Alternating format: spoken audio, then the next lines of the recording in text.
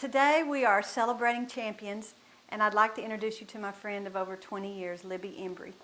She's a champion teacher, she's a champion mother and grandmother, and she's a champion because she's courageously fighting the disease of Alzheimer's. I grew up in a small historical town called Fort Scott, Kansas. I was raised by two parents. My father was a railroader. He was gone much of the time, and when he could have been in town, he chose not to be with us most of the time. My mother was a homemaker, but she did baking and cooking and cleaning for different people so that she could pay our bills, keep food on the table, and a roof over our heads. She led by example. And she taught us, taught the four of us, that the only way to get through any hardships were by praying to God, going to church, working hard, doing good deeds, and most of all, the only way out of this situation was to get an education. I grew up with one brother and two sisters, and we all were working at a very, very early age to help Mom pay the bills and keep food on the table for us.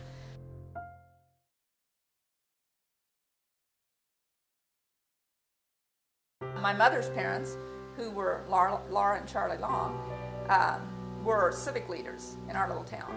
And they were very hardworking. They were my port in a storm, my rock, my anchor, my everything. And I could go to them for everything when times were hard. They started me out working at these various fundraisers. They taught me to believe that if you stood up for something that you believed in, that you could right every injustice that took place. And they taught me humor, morals, values, that just abounded in that home.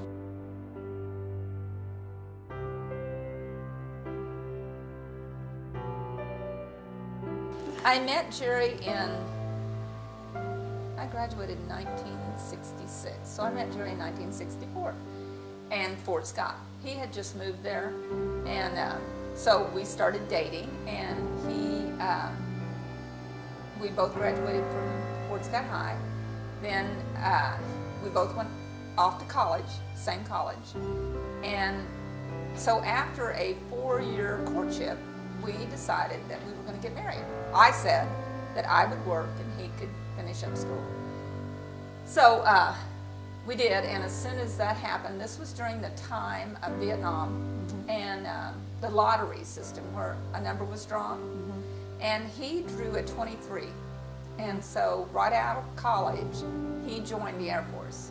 During that time, we had a special needs child, Clint, and we really couldn't afford to get out. We couldn't get insurance on him, so we stayed thinking 8 years. And so 4 years turned into 23, and we traveled all across the United States and Europe. And, you know, I feel like he did a big part in keeping the United States free, and I did my job as a military wife. And in that length of time, we had another child, Laura. I wanted to do nursing, but once I had Clint, I knew that I had to change that focus, that there was no way I could do 12-hour shifts.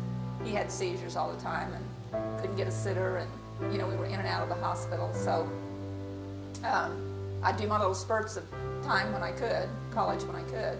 Finally, got my degree in English and, minor in English, major in education 1 through 9, K through 9. And about the time I graduated, we were coming to Abilene, Texas in 1985. I chose Franklin, and I just thought that would be the best fit for me. And I came the year they turned it into a middle school.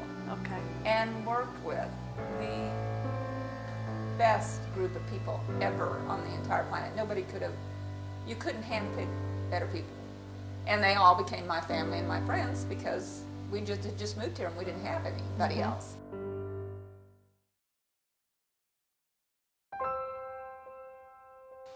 I started having problems probably at least 1 year before, and I don't think much before that. I'd always been real organized and could multitask, you know, with the best of them. And But all of a sudden, I really couldn't keep up with a lot of things. But suddenly they were asking me to put my grades online, keep roll online. I was the head of the English department, so all my ordering suddenly had to be done online because I kept thinking, why can't I do this? I mean, why can't I do this? Why does somebody have to come over and enter my grades? Why does somebody have to come over and do my roll? But one day, the meeting that I was supposed to attend that was every day of every week of every school day, I was sitting at my desk one day and I was just grading papers and somebody came over and said, are you coming to the meeting? And I'm going, what meeting?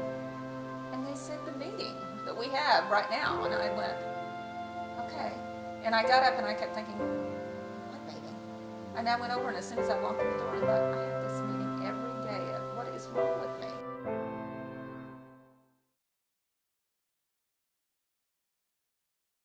You know, I finally did put in my resignation and decided to retire. And I knew that once that was over with, I'd be fine. It didn't work out that way.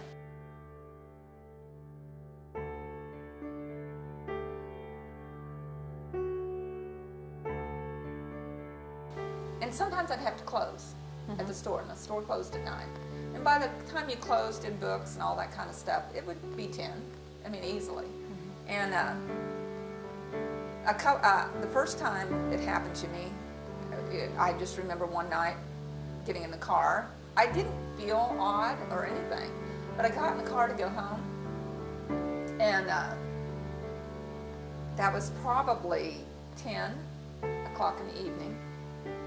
I remember looking at the clock, and it was close to midnight. And I was in the car driving, and I was out on the highway somewhere. And I had absolutely no idea where I was, none whatsoever. The third thing that happened was I came home from the store again late one night. Got home, my cat was laying on the edge of the bed. Jerry was in bed, and the cat was laying on the edge of the bed.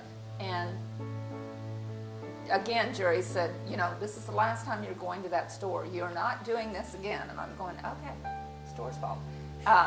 Picked up the cat, went straight into the bathroom, and I bathed the cat about 12:30, 1 o'clock in the morning. I don't even like the cat. I mean, there would be no reason for me to bathe the cat.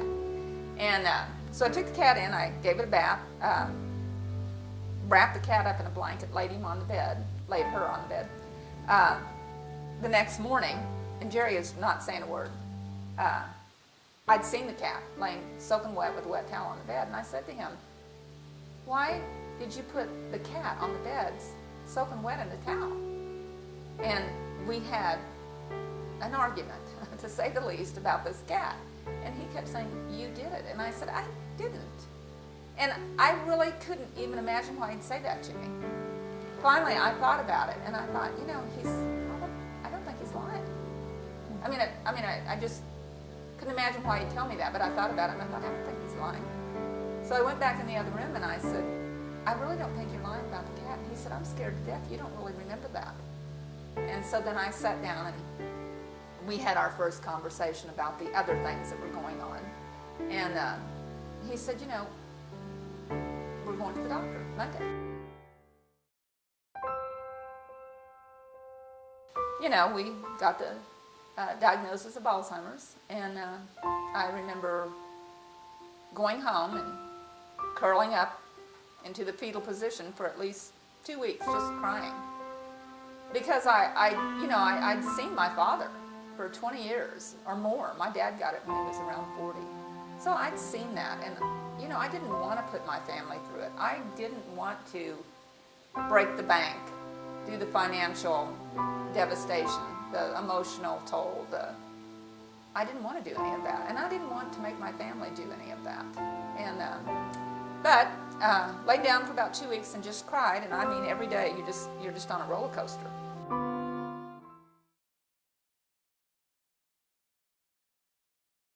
That day that I told Jerry early, I said, you know, I'm feeling better and we've got to deal with this. And so we told Clint and Laura, and I did. I told him, I said, you know, I'm done with the pity party. It's over, I promise. I said, you know, I'm going to fight. I said, I may not find a cure in my lifetime, but I'm going to find a cure for you guys. I am. Because I had found out a little later than that I carried the gene, and there's a possibility that my kids have the gene, or my grandkids. The biggest problem from all the people that I've met that have the disease, they say things like, my friends have just backed away from me. I don't have any friends anymore. You become very isolated. It just happens to most everybody. You become very isolated. And especially as you progress, you might be repeating yourself all the time. People don't know what to say to you. I don't think there's anything better for somebody with Alzheimer's than being social. And thinking that life, and having some normalcy to your life is very important. What's next for Libby? Wow. I don't think anything happens by chance. I think God has a plan for you from the moment you're born. And I think that for me, you think as time goes on that, being a teacher was what you were supposed to do, or being the mother, or that sort of thing. But I think every little twist and road, everything has led me to this point. And I think this is really, in 65 years, this is where God wanted me. And I don't think it's my voice that anybody hears. It's His voice. And I am hoping that in the time that I can continue to do what I do, and I've done some astounding things for a person from Fort Scott, Kansas, and Abilene, Texas, and feel quite proud of the things that have taken place. And I hope that